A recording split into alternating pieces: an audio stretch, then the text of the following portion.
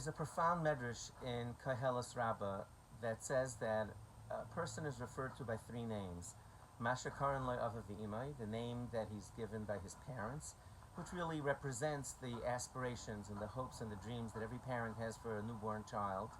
The second is Masha Karan Lo B'nei Adam, the name that given by people, that people give the person. And the third is Masha Karan Lo La'atzmai, the name that they call for themselves, or rather make for themselves.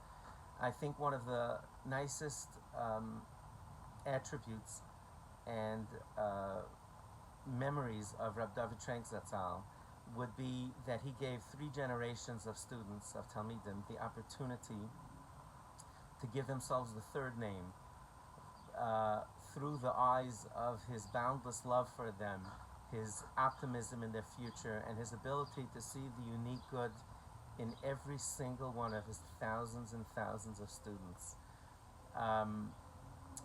All too often, kids who weren't making it, especially back in the 70s and 80s when Rabbi Trenk was quite literally perhaps the only one who was really in this field, so light years ahead of everybody else. Kids who weren't making it in school, who were too restless, even though they had fantastic qualities, were given names, sometimes really horrible names by people who didn't see the potential in them like Rabbi Dovid did.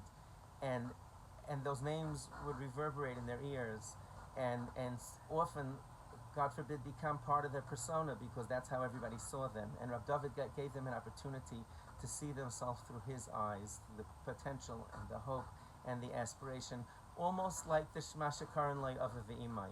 And they were able to grow and lead successful lives. Some of them are extraordinarily accomplished people who add so much to our community because of his love for them. I first got to meet Rabbi Dovid when I was 15 years old. I was in his learning group for 2 years. Later in life, I would joke with him. I would say, Rabbi Dovid, I call you Rebbi because you tried to teach me. But you don't have to call me Talmud because I really didn't learn that much at that time.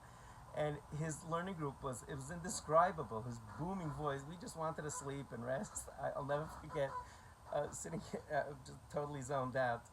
All of a sudden, I hear this boom, and Rabbi Dovid, the tables in the annex building were set up in a ches, in like a sort of a U, and Rabbi Dovid would walk around the middle, making all kinds of noises to attract our attention. And I hear this boom. Rabbi Dovid quite literally, took both feet together, jumped up, and jumped on the table a foot from my face, just continuing the Gemara as if nothing happened, and just jumped right back. That was Rabbi Dovid. Those of us who were fortunate to see him like that.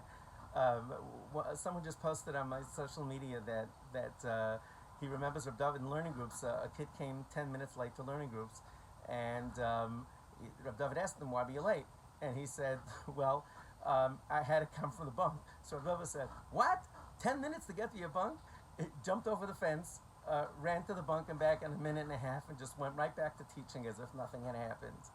And it was these antics and this effervescent love and optimism and hope that made him what he was. There was just no regard for his own personal kavod. He could just as easily have gone and given shiur, an advanced Talmud class, to outstanding students. He certainly had the learning ability to do so. But this was his calling, and he heard that call, the timeless call of our prophets Yeshayahu and Yirmiyahu, who encouraged us to look and notice and love people who were going through a difficult stage in life.